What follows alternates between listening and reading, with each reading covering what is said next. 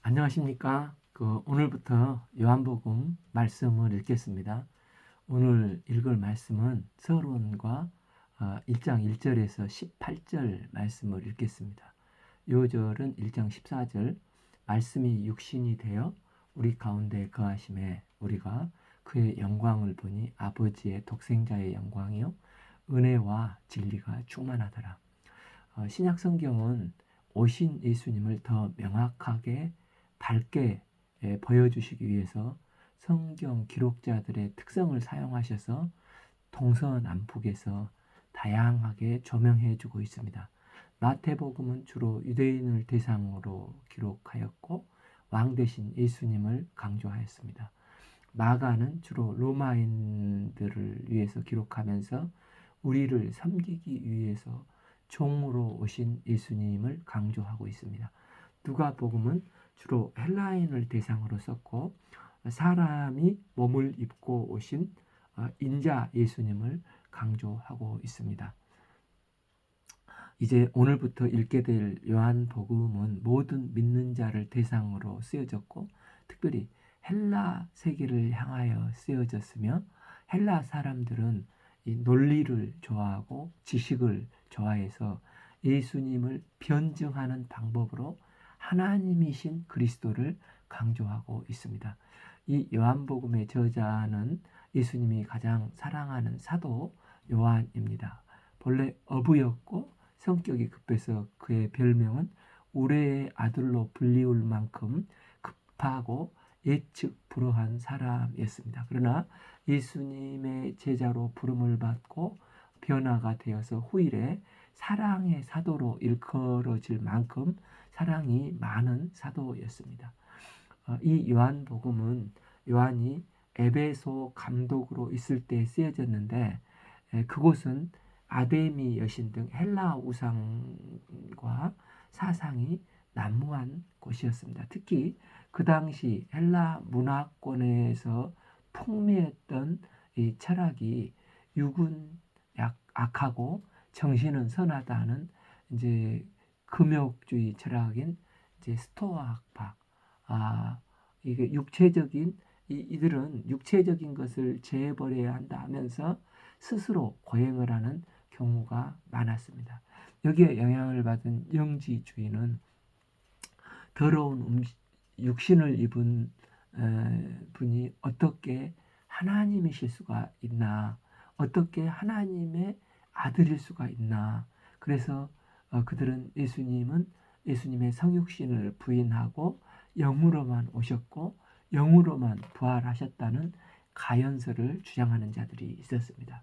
그러다 보니 요한은 헬라 문화권의 영향으로 이 잘못된 영주의주의의 신앙을 가지고 있는 사람들의 이 잘못된 신앙을 교정해주고 또 바로 잡아주려고 하는 내용들이 이 요한복음에는 상당히 발견되고 있습니다.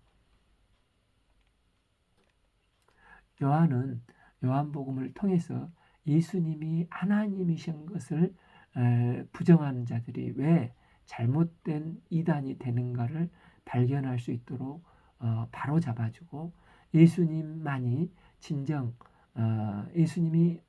어떤 분이신가 요한복음을 통해서 설명하고 있습니다. 그러다 보니까 다른 공관 복음서와는 약 90% 정도가 다르게 기록되었는데 또 그 이유 중에 하나가 사복음서 중에 가장 늦게 AD 95년 전후에서 쓰여졌기 때문에 요한은 가급적 공관 복음에서 기록되지 않았던 빠진 내용들과 또 다른 제자들이 경험하지 못한 것들을 특별히 예수님 옆에 제자로 살면서 봤던 것들을 섬세하게 기록하고 예수님이 하나님의 아들이신 것에 대해서 기록을 하고 있습니다.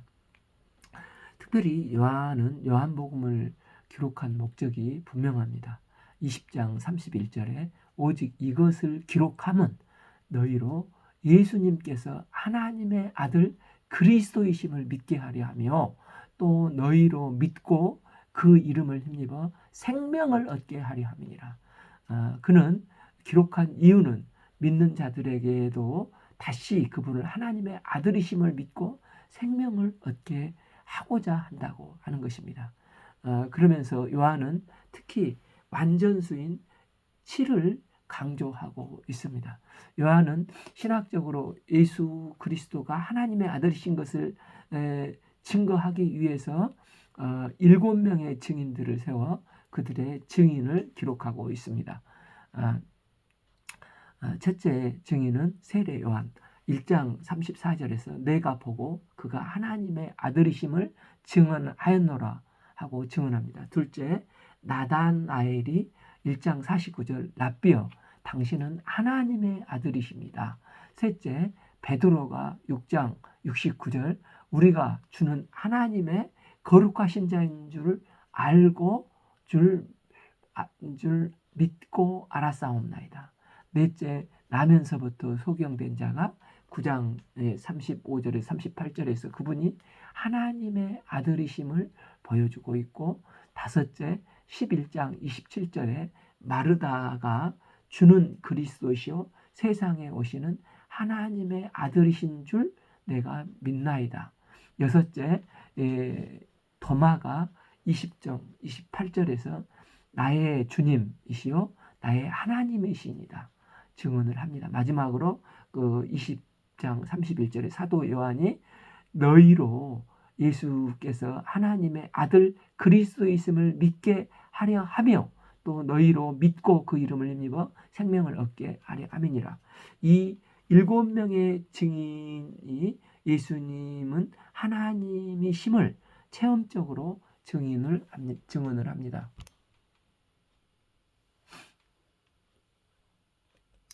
또한 그는 7개의 표적을 통해서 요한복음을 전체를 구성하고 예수님이 그분의 하나님이 되셔서 예수님이 그분이 하나님이 되셔서 우리로 지금 현재 영생을 살게 하심을 보여주고 있습니다. 첫 번째 표적은 요한복음 2장 물을 포도주로 변화시킨 표적, 두 번째 요한복음 4장 46절 신하의 아들을 고치신 표적, 세 번째 요한복음 5장 38년 된 병자를 고쳐주신 표적, 네 번째 요한복음 6장 오병이의 표적, 다섯 번째 요한복음 8장 15에서 21절 폭풍을 잠잠케 하시는 표적, 여섯 번째 9장 날 때부터 소경낸 자의 눈을 뜨게 하신 표적, 마지막 일곱 번째 요한복음 11장 죽은 나사로를 살리심으로 생명을 가져다 주신 표적과 예수님의 부활의 예표를 보여주시고 계십니다. 또한 그는 예수님은 자신에 대해서 나는 뭐뭐이다 라고 7번을 소개하고 계십니다. 마치 하나님 자신을 소개하실 때 출애굽기 3장 14절에서 하나님이 모세에게 이르시되 나는 스스로 있는 자 아니라 I am who I am 소개하신 것처럼 I am을 7번 반복하여서 선포를 하십니다. 첫째 6장 36절 나는 생명의 떡이다. 둘째 8장 12절 나는 생명의 빛이다. 셋째 10장 7절 나는 양의 문이다.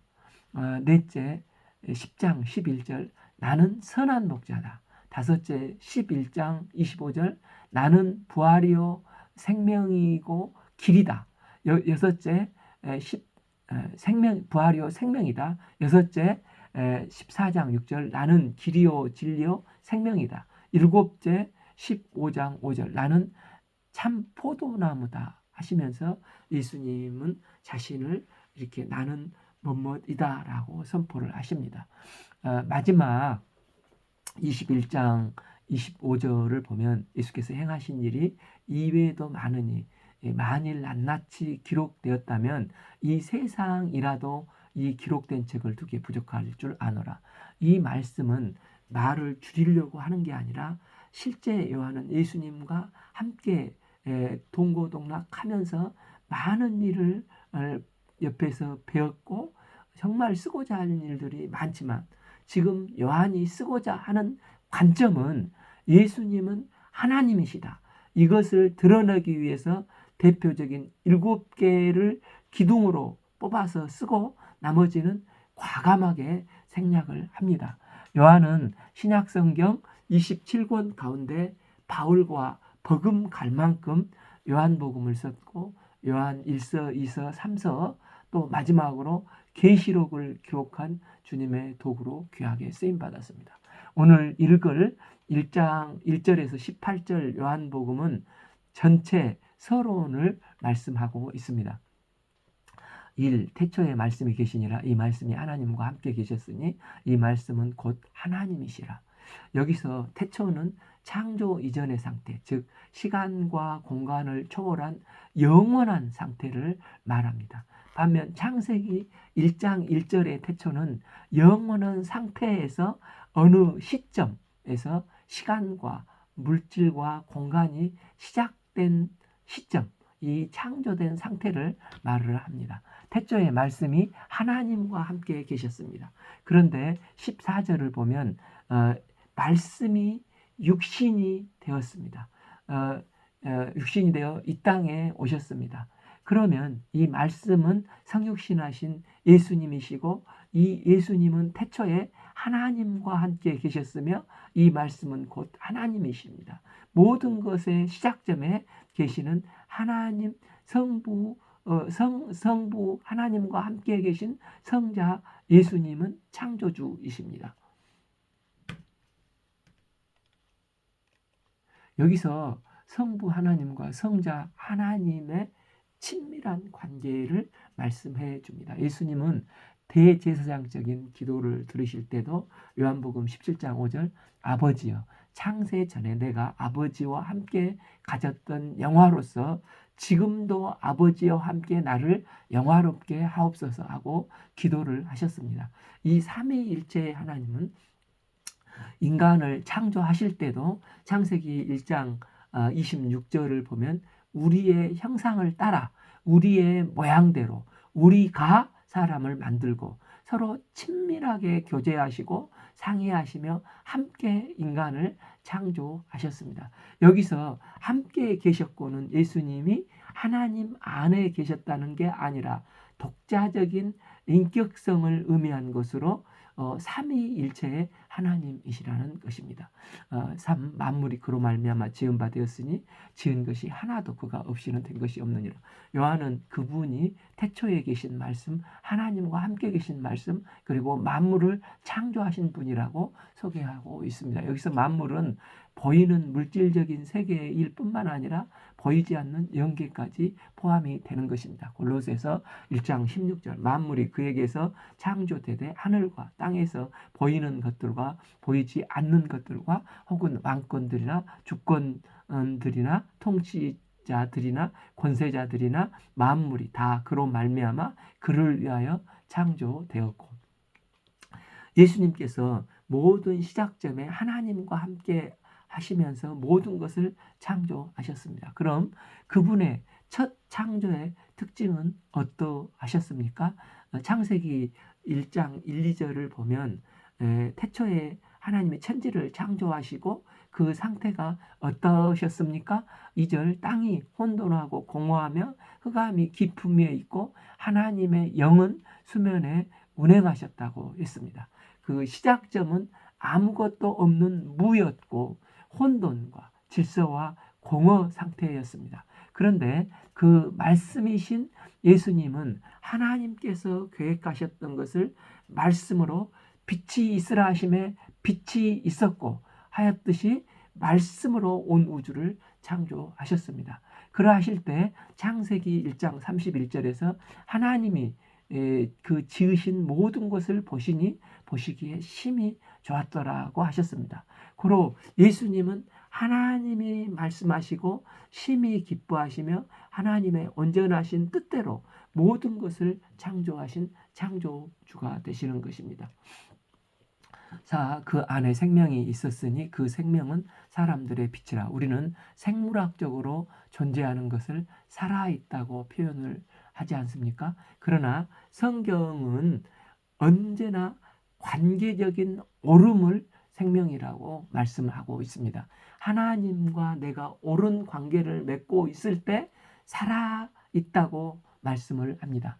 예수님 믿기 전 하나님과의 나와의 관계가 단절되어 있었던 모습을 에베소서 2장 1절은 그는 허물과 죄로 죽었었던 자라고 말씀을 합니다. 하나님의 형상을 닮은 아담이 범죄했을 때 거룩하신 하나님과 단절이 되어 인간은 죄와 허물로 죽었던 자가 되었습니다. 때문에 하나님이 말씀하시는 생명이란 결국 관계가 옳게 연결되어 있는 것을 표현하는 것으로 생명의 근원 되신 예수님은 우리를 하나님과 바른 관계를 회복 연결시켜 주시는 분이십니다. 이를 위해서 예수님은 성육신하셨고 친히 하나님의 어린 양이 되셔서 피 흘려 죽으시기 위해서 이 땅에 말씀으로 오셨습니다. 때문에 누구든지 이 예수님을 영접하기만 하면 생명을 얻게 되는 것입니다. 그러면 이 생명이 사람들에게 어떤 역할을 합니까? 4b 이 생명은 사람들의 빛이라. 5. 빛이 어둠에 비치되 어둠이 깨닫지 못하더라. 예수님 안에 있는 생명은 사람들이 빛의 역할을 합니다. 예수님을 비추는 분이십니다. 이 생명의 빛이 비추는 곳마다 어둠은 물러가고 창조의 역사가 일어납니다. 이 빛은 생명으로 역사하시는 하나님의 능력이 되십니다. 요한복음 8장 12절 예수께서 또 말씀하여 이르시되 나는 세상의 빛이니 나를 따르는 자는 어둠에 다니지 아니하고 생명의 빛을 얻으리라. 세상의 빛이 빛이신 예수님을 믿는 사람들은 어둠에서 해방되고 자유를 얻게 됩니다. 그래서 1절에서 5절에 나오는 성경 구절에서 그와 또 말씀, 빛, 이 말 대신에 그곳에 예수를 넣어서 읽어보면 말씀의 뜻이 더욱 생생하게 살아나고 마음에 와닿습니다. 1. 태초에 예수가 계시니라. 이 예수가 하나님과 함께 계셨으니 이 예수는 곧 하나님이시라. 이 예수가 태초에 하나님과 함께 계셨고 만물이 예수로 말미암아 지은 바 되었으니 지은 것이 하나도 예수가 없이는 된 것이 없느니라. 4. 예수 안에 생명이 있으니 이 생명은 사람들의 빛이라. 5. 예수가 어둠의 빛이 돼 어둠이 깨닫지 못하더라. 아멘. 6. 하나님께로부터 보내심을 받은 사람이 있으니 그의 이름은 요한이라. 7. 그가 증언하러 왔으니 곧 빛에 대하여 증언하고 모든 사람이 자기로 말미암아 믿게 하려 함이니라. 하나님께 보내심을 받은 세례 요한의 사명은 빛이 되신 예수님을 증거해서 모든 사람들이 예수 그리스도를 믿도록 하는 것이었습니다. 6. 그는 이 빛이 아니요 이 빛에 대하여 증언하러 온 자라. 세례 요한의 회개의 메시지는 불같이 강렬했기 때문에 사람들은 혹시 그가 약속된 그리스도가 아닌가 하고 오해를 하고 물었습니다. 그때 세례 요한은 나는 주의 길을 예비하는 광야에서 외치는 자의 소리라 하고 1장 26절 27절에서 하인 중에서도 가장 낮은 하인이 하는 신들매 이 푸는 것인데 나는 그분의 신발끈을 풀기도 감당하지 못하겠노라 하며 자신을 정확히 고백을 합니다. 또한 3장 30절에서 그에게는 그는 흥해야겠고 나는 쇠해하리라 하면서 오직 예수님만을 드러내고 다만 그분만을 증거했습니다. 9. 참빛 곧 세상에 와서 각 사람에게 비추는 빛이 있었으니 여기서 참빛은 순수한 빛이요 완전한 빛의 원형인 빛입니다. 이 참빛은 시대를 초월해서 모든 이에게 비출 영원성과 보편성과 인류의 본질적인 죄 문제, 죽음 문제를 해결할 수 있는 능력이 있습니다. 이 예수님은 이 땅에 참빛으로 오셨습니다. 구비 각 사람에게 비추는 빛이 있었으니 이 참빛은 각 사람에게 비췄다는 것입니다. 이는 개별적이고 인격적으로 비추는 빛이 되었다는 것입니다. 10. 그가 세상에 계셨으며 세상은 그로 말미암아 지은 바 되었을 때 세상이 그를 알지 못하였고, 이 참빛이 계셔서 비추는데 세상이 그를 알지 못하였다는 것입니다. 때문에 그분이 비추는 참 빛은 무엇을 드러내어 비추어 주시는 것입니까? 첫째로 그분은 인간의 전적인 부패를 드러내십니다. 사람들은 전적인 부패 하면 도덕적으로 아주 나쁜 사람을 떠올리기 쉽습니다. 그런데 이 전적인 부패는 모든 인간은 다 부패의 영향력을 가지고 있다는 의미입니다. 그래서 범죄한 인간을 구원하기 위해서 참 빛으로 오셨는데도 하나님이 옆에 계시는데도 전혀 알아보지 못하는 것은 우리의 영이 또 지정의가 완전히 부패했기 때문입니다. 세상이 자랑하는 게 이성이지 않습니까? 우리는 이성적으로도 모든 것을 사유할 수 있고 모든 것을 할 수 있다고 자만하며 생각합니다. 그런데 바로 옆에 계신 하나님을 전혀 알아보지 못할 만큼 우리 이성이 무너져 있습니다. 영적으로도 지정으로도 나를 창조하신 하나님을 전혀 알아보지 못할 만큼 나는 부패에 있는 것입니다. 그래서 10일 자기 땅에 오매 자기 백성이 영접지 아니하였으나 참빛이 율법도 주셨고 애언도 주셨고 약속도 주셨는데 그분이 자기 땅에 오셨는데 심지어 택하신 자기 백성들도 그를 영접지 아니하셨습니다. 아니하였다는 것입니다. 자기 백성들을 통해서 온 세상을 구원코자 하신 하나님은 그들에게 참빛 되신 예수님이 어디에 나실 것도 하나님의 아들 메시아라는 것도 그들을 구원할 것도 구약 성경에 다 계시해 주셨지 않습니까? 이 예수님이 태어나실 때 마태복음 2장 4절에 왕이 모든 대제사장과 백성의 서기관들을 모아 그리스도가 어디서 나겠느냐? 유대의 베들레헴이니이다. 그들은 다 알고 있었습니다. 그러나 그들은 영과 지정이가 부패하여서 그를 영접지도 환영치도 않고 싫어해서 부인해 버린 것입니다.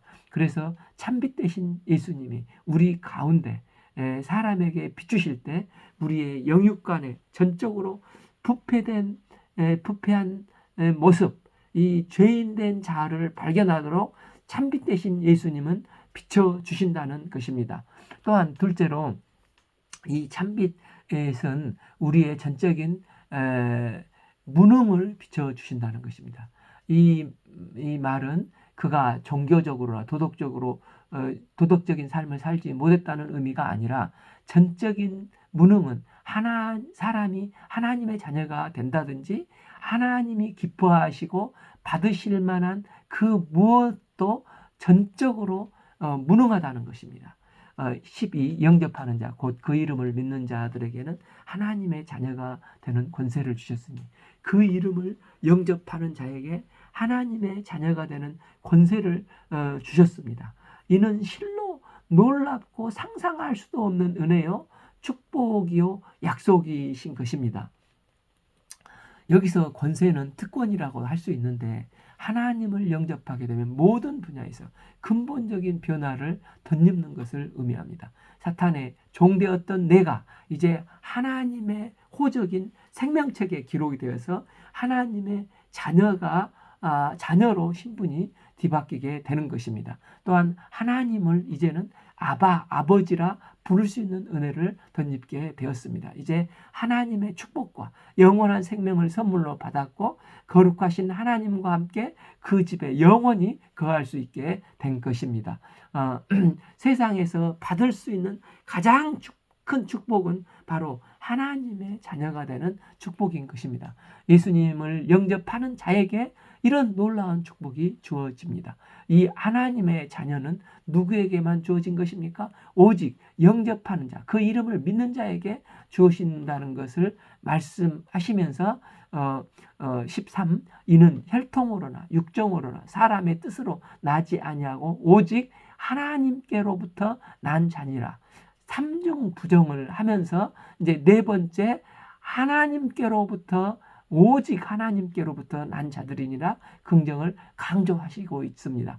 그러니 우리가 아무리 우리 스스로 그 어떤 것을 한다 할지라도 우리가 최고로 생각하는 그 모든 것을 가지고서도 결코 하나님의 자녀가 될 수 없다는 것입니다. 이런 면에서 우리는 하나님 앞에서 전적으로 무능한 존재라는 것입니다. 그래서 참빛 대신 예수님은 하나님의 자녀가 된다든지 하나님이 기뻐하시고 의미를 두시고 있는 것에 대해서 아무것도 할 수 없는 전적인 무능한 존재라는 것을 발견하도록 참빛 대신 예수님은 각 사람에게 비춰주신다는 것입니다. 세 번째, 참빛은 각 사람에게 하나님을 비춰주시는 빛이 되시는 것입니다. 전적으로 부패하고 전적으로 무능해서 어둠에 헤매며 자기 자신도 모를 뿐만 아니라 나를 창조하신 거룩하신 영광의 하나님도 알 수 없는 죄악된 우리지만 그러나 그 18절에 나오는 하나님의 품에 계셨던 그분이 이 땅에 나타나셔서 참빛으로 인간의 어둠을 조명해 주시고 또 조명해 주셔서 죄인된 자신을 발견토록 하시고 또한 빛 대신 예수님은 참으로 거룩한 하나님을 비춰주시는 분이시라는 것입니다. 그 방법이 무엇입니까? 14. 말씀이 육신이 되어 우리 가운데 거하심에 우리가 그 영광을 보니 아버지의 독생자의 영광이요 은혜와 진리가 충만하더라. 요한이 육신을 입고 오셨다는 것을 강조하므로 영지주의자들의 거짓 사상에 대해서 단호하고 분명히 말씀이 육신이 되었다고 증거를 하고 있습니다. 여기서 우리 가운데 거하시다는 텐트를 치다, 장막을 치다의 의미입니다. 출애굽 후에 광야를 지나며 하나님의 약속의 땅으로 걸어갈 때 그들과 함께 하시기 위해서 하나님은 그들에게 성막을 짓도록 하시고 그들처럼 자기를 놔두시고 성막에 함께 거하시며 광야길을 지나며 하나님의 보호하심과 인도함을 받지 않았습니까? 이처럼 하나님이신 예수님은 우리에게 구원의 자유함을 주시기 위해서 하나님 아버지의 품에서 이 땅에 성육신하사 피조물인 육신의 장막에 갇히시고 우리와 똑같은 텐트를 치시고 우리 가운데 거하셨다는 것입니다. 여기서 그의 영광을 보니 아버지 독생자의 영광이요. 이 영광의 표현도 성막과 성전에 관련된 표현이지 않습니까? 출애굽기 40장 3절 구름이 회막에 덮었고 여호와의 영광이 성막에 충만하매 이처럼 이 참빛 대신 예수님께 성막에 영광이 임하듯이 영광이 임하셨고 이 예수님은 은혜와 진리가 충만하십니다. 즉 예수님이 있을 때만 계속해서 축복과 공급의 은혜가 은혜 위에 은혜로 넘쳐나는 것입니다. 또한 진리의 기둥으로 흔들리지 않는 것입니다. 우리 삶은 은혜를 강조하다 보면 진리가 약화되고 진리를 강조하다 보면 은혜가 기우는 경향이 있지만 그러나 성육신하신 주님은 언제나 은혜와 진리가 충만하시며 완벽하게 균형을 맞추시며 때를 따라서 각기 인격적으로 인도해 주시는 것입니다. 15 요한이 그에게 대하여 증언하여 외쳐 이르되 내가 전에 말하기를 내 뒤에 오시는 이가 나보다 앞선 것은 나로 먼저 계심이라 한 것이 이 사람을 가리킴이니라. 16 우리가 다 그의 충만한 데서 받으니 은혜 위에 은혜로라. 먼저 은혜의 원천이 요한에게 임하였습니다. 그리스도의 충만함이 오버플라워 흘러 넘칠 때 그가 이 충만한 은혜 위에 은혜로운 증언을 다른 사람들에게도 증언하게 되는 것입니다. 17 율법은 모세로 말미암아 주어진 것이요 은혜와 진리는 예수 그리스도로 말미암아 온 것이라. 진정한 계시와 구원은 예수 그리스도를 통해서 가능하게 되었습니다. 요한복음 13장 23절 예수의 제자 중 하나 곧 그가 사랑하시는 자가 예수의 품에 의지하여 누웠는지라. 요한은 어린아이처럼 예수님의 품에 안겨 있었습니다. 그런 그가 세상에 나가서 예수님을 증언하는 삶을 살았습니다. 예수님은 친형제인 야고보를 비롯해서 다른 제자들이 다 순교의 길을 갔을 때 요한은 100살까지 오래 살게 하시고 그를 통해서 이제 요한복음, 요한 1, 2, 3서 계시록을 기록해 하사 생명과 소망을 갖도록 예수님의 그리스도의 증인된 삶을 살게 하셨습니다. 본래 18 본래 하나님을 본 사람은 없으되 이 아버지 품속에 있는 독생하신 하나님이 나타나셨느니라. 사랑의 사도 요한 자신도 예수님의 품이 가장 좋아서 안겼었던 것처럼 예수님도 아버지 품속에서 사랑받는 독생자셨습니다. 그런데 그분이 육신의 텐트를 치고 이 땅에 영접지 않는 죄인들을 각 사람에게 보내어지셔서 우리의 죄악을 십자가에서 친히 그 몸으로 담당하셨습니다. 독생자 예수님은 지금도 죄인을 구원받게 하고자 여전히 내가 어떤 존재인가, 하나님은 어떤 분이신가를 알도록 조명해 주시고 비춰주셔서 붙여주시고 깨달아가게 하십니다. 또한 우리가 주님께 다가갈수록 여전히 부패한 본성과 무능함과 연약함을 확인하게 하시고 더욱더 우리를 사랑하시는 주님을 의지하여 생명과 풍성함을 누리도록 은혜의 빛, 생명의 빛을 비춰주십니다. 저희가 하나님의 아들 예수 그리스도를 매 순간 믿음으로 영접함으로 하나님의 자녀가 되는 권세를 덧입고 여전히 어둠 가운데 거하는 영혼들에게 복음의 빛을 증거하는 증인들이 되기를 기도합니다. 오늘 말씀은 요한복음 1장 1절에서 18절 말씀을 읽었습니다. 감사합니다.